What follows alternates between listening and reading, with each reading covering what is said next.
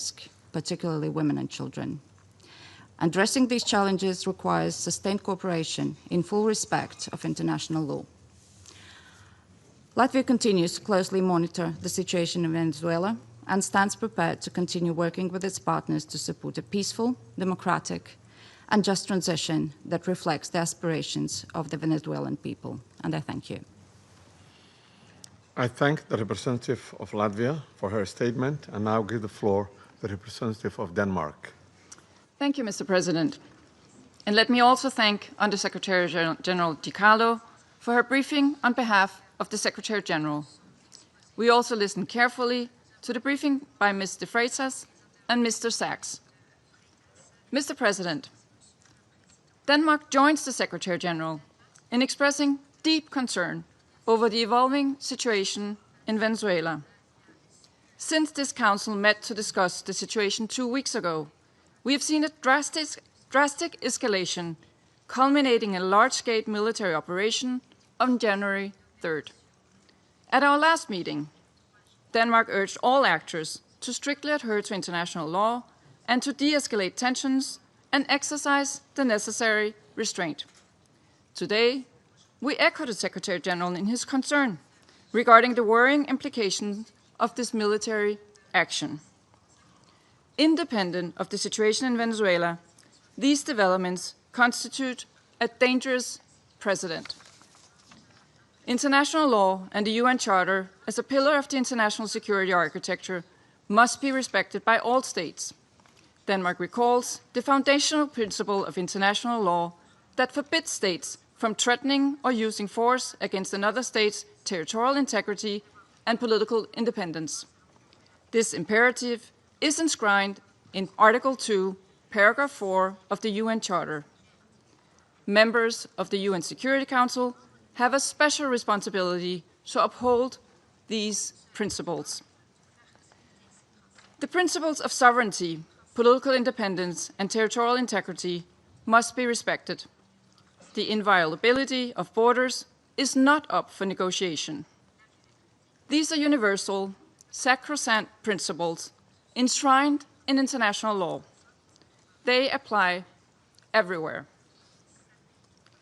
Mr. President, once again, Denmark calls on all parties to urgently de-escalate tensions that could threaten peace and stability in the region and beyond. International disputes should be settled by peaceful means, as stated in the UN Charter. We further call on all parties to exercise maximum restraint and to engage in dialogue and diplomacy. Denmark takes note of official statements from the United States government stating that the military operations are to combat drug trafficking and stem the illicit flow of illegal narcotics. Denmark shares the priority of combating organized crime and drug trafficking, while reiterating that counter-narcotic efforts, as all other efforts, must be conducted in strict accordance with international law, including the fundamental rules and principles of the UN Charter. Mr. President, against this backdrop, Denmark wishes to recall our solidarity with the people of Venezuela. Denmark does not recognize Nicolas Maduro as the legitimate president of Venezuela following the lack of transparency and integrity in the 2024 presidential elections, which failed to meet basic democratic standards.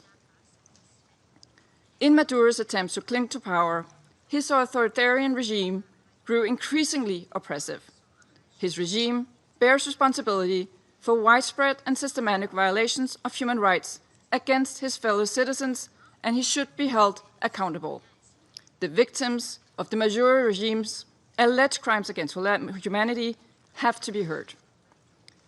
The Venezuelan people have a right to democracy and self-determination exercised through peaceful, inclusive, and credible democratic processes, free from fear of political persecution, intimidation, or repression, and external political interference.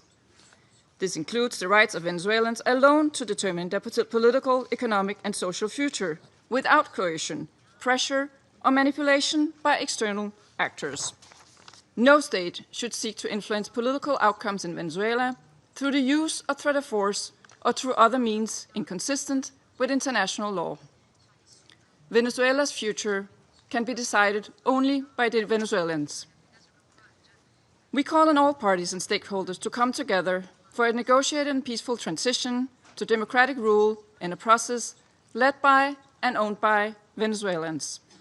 At this critical and uncertain time, it is imperative that all parties fully respect human rights and international law.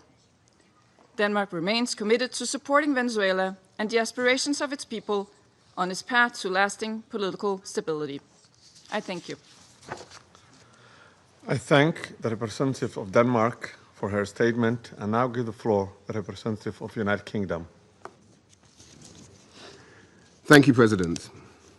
I congratulate Somalia on the assumption of the